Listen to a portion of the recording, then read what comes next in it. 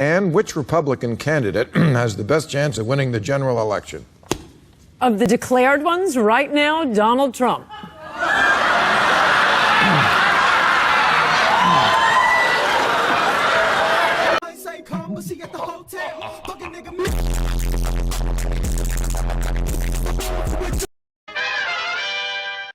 One of the main things you look for is this nonsense about, oh, yes, of course we want to secure the border, but not a wall. Look, if they won't put a wall on the border, they're not serious about it. So you have Chris Christie saying, yes, we want to secure the border, but I've seen the human spirit. A wall won't work. You have Jeb Bush saying it's an act of love. You have, various others saying, no, we're going to have drones and high technology. Drones and high technology on the border is a synonym for no wall. What's a drone going to do? So we can watch them run across the border? That's great. But, our country's being ruined, but at least we'll be entertained. What about, because the supporters, on the other side, look at the polls like this one from CBS News, and they say the American people are behind doing something to allow people to stay. Look at this. Republican voters believe immigrants in the U.S. illegally should be allowed to stay 55%. Does that mean the Republicans are against you on this? I don't think so. I think it's the way questions are asked. I mean, that's very personal. You don't want to feel like you're being mean to the people who are here. And yeah, a lot of them are admirable. A lot of them are good people. That shouldn't be the question for someone running to be the president of the United States. The question should be, does this help America? And I'd like to ask them, how many immigrants are enough? We already have 42 million immigrants in this country. These guys all talk about how they want to go back to the era of Reagan, and they'd be Reagan. Well, in the 80s, when Reagan was elected, 1 of every 16 people residing in America was foreign-born. Today, it's 1 in 7. 1 in 7. At what point? Okay, we have 42 million now. 100 million? 200 million? How many are enough? But the other side says, for the 11 to 12 million who are here now, it is impractical, if not impossible, to talk about deporting them. Well, I liked Romney's answer to that. Enforce E-Verify, and they'll go home the same way they came. I mean, everyone made fun of Mitt Romney for saying they'd self-deport. Oh, it's so impractical. Howard, and there aren't 12 million, there are at least 30 million. Okay, so let's say 30 million. How are 30 million going to self-deport? Are you going to round them up? Well, we didn't round them up to get them here. They're going to go home the same way they came. Anne, thank you. Thank you.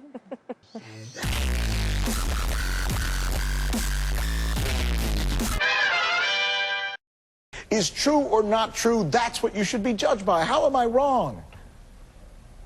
Well, then the NAACP and the White House are far more guilty than Breitbart because they didn't wait to see the full video. And by the way, the NAACP had the full video. Breitbart didn't fire anyone. Breitbart didn't have the full video. And if we could get back to your claim that what you care about is the truth, why do you keep repeating the despicable lie that John Lewis was called the N-word 15 times on Capitol Hill at the anti-Obama protest? That is a lie. Hold on. And you have repeated that. This network repeats it. All these networks repeat it. That is a lie. At least Shirley Sherrod got her reputation back. Hold on. Let's be fair. Let's be fair. We attribute that to the congressman who made that assertion. That's called attribution. It wasn't John Lewis. Well, there were several there who've actually said that. They said it in a press conference. But let me come back to the matter of hand there. So you're...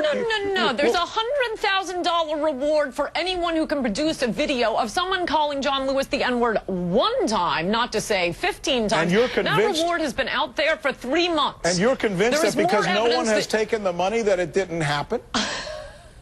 I mean... There is more evidence that you have a problem with kiddie porn.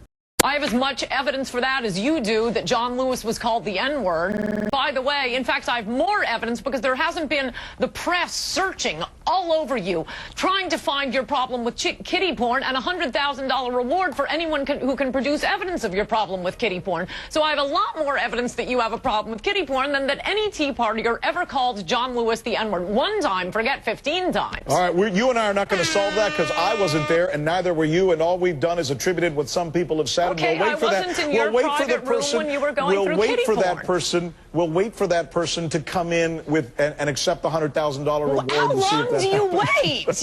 You have made an accusation but you're trying to that prove a negative, Ann. great You're trying- civil rights hero was called the N-word. You're trying to prove a There were negative, and I cameras want to get all back. over. And I want to get back to this point. All right? Okay, you prove you don't have a problem with kitty porn. No, I don't want to talk about kitty porn. I want to go back to the assertion More that you evidence made. of that. Gas pedal, gas pedal, gas pedal, gas pedal. Why would people believe that when we've seen an election that has divided this country in a way that it hasn't been divided before?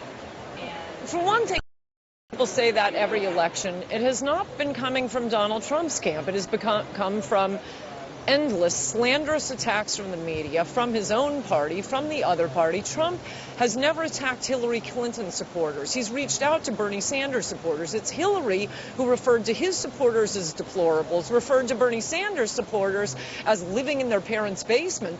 He has always been inclusive, even the Republicans who attacked him in the primaries and betrayed their pledge to support him. He invited them to speak at his rally. He reached out to them. He has constantly reached out, and he's had his hand bitten off. What about accusing some Mexicans of being rapists as coming in here? What about calling women dogs and pigs? Is it reaching out to the parts of the electorate? For Pete's sake, this is that came out at the first debate. The dogs and pigs are things he said as a reality TV host. He's joking around. And what about the Mexicans? Tell the speech. Stop saying he's calling Mexicans rapists. Yes, of course, Mexico is not sending their best people. They are sending drug dealers. They are sending rapists. And you know who knows that best of all? The legal Mexican immigrants who are trying to get away from those Mexican rapists. How do you think he'll bring this country together? You've got your hands on your hips. You've made me put my hands on my hips. Absolutely. You tell me how he's going to get this country back together after this toxic campaign. I don't know what get the country together. He's going to build a wall. He's going to bring back jobs. He's going to bring back the economy. Americans have been suffering horribly for 30, 40 years now, especially in manufacturing jobs, the entire Midwest. They're going to be very unhappy on Wall Street. Very, very unhappy. So this town will not be happy with Donald Trump's election. But out in America where they need jobs, where their schools are being overwhelmed with people from very different cultures who don't speak English, they're paying for English as a second language classes, their emergency rooms are full. This is all about immigration. And apparently a lot of Americans agree, no matter how much they've portrayed Donald Trump as a monster, and he isn't a monster.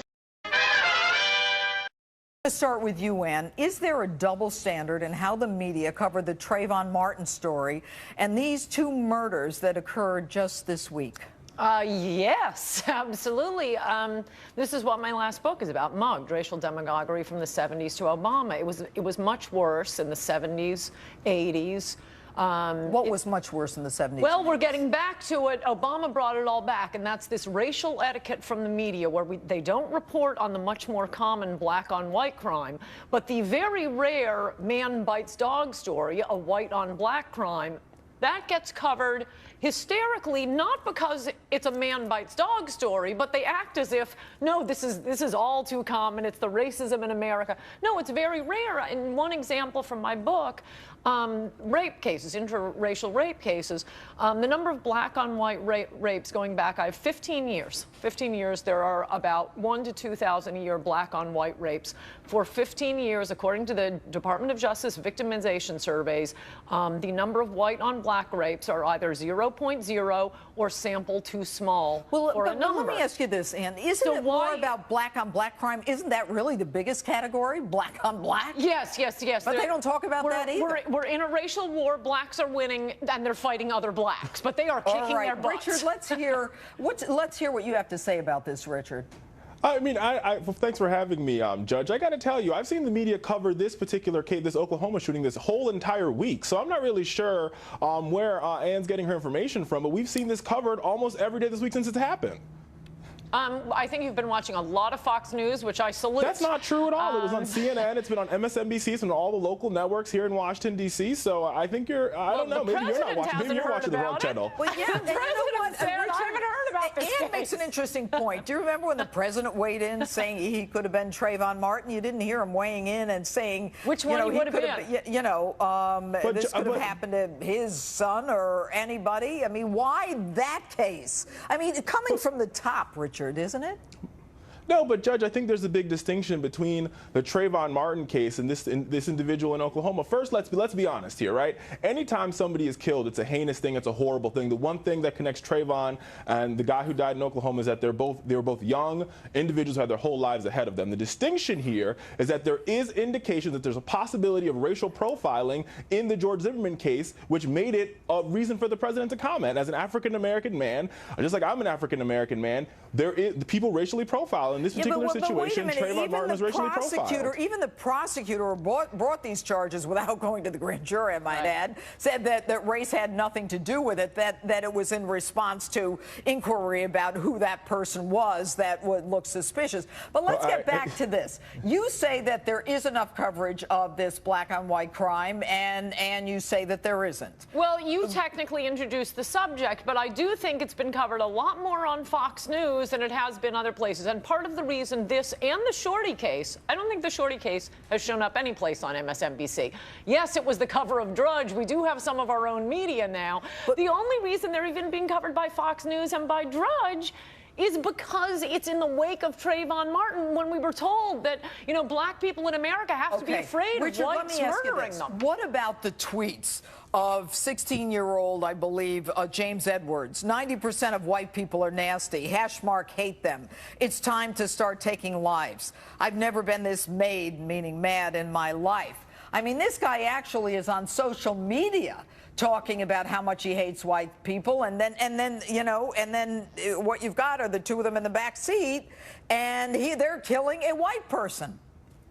Well, but I hear that. Don't get me wrong. I don't think he should. I mean, I think that tweet is inappropriate. I think we should all work on getting along. At the end of the day, like, I think, Judge, you can agree here. No, this isn't about getting along, Richard, with all due respect. This is about hoodlums running around and killing other people. I agree with you, This is about an 88-year-old man who was beaten to death, someone who put his life on the line for us. Why? Why is there so much anger? I agree with all those points. I'm not justifying the crime at all. I think in both situations, all those thugs should go behind bars if they are proven guilty. All right. Richard, last question. Who do young black people in America look up to today? I mean, I think there's a lot of good role models out there for them to look up to. I think a lot of folks look up to the President of the United States. You can look up to your family. I mean, that's a hard question to answer, but I think there's a lot of African-American role models out I just want to answer why quickly, because that goes back 2 books back to Guilty. It is very, very heavily associated with single motherhood and the destruction of mostly the black family, but the white families are catching up.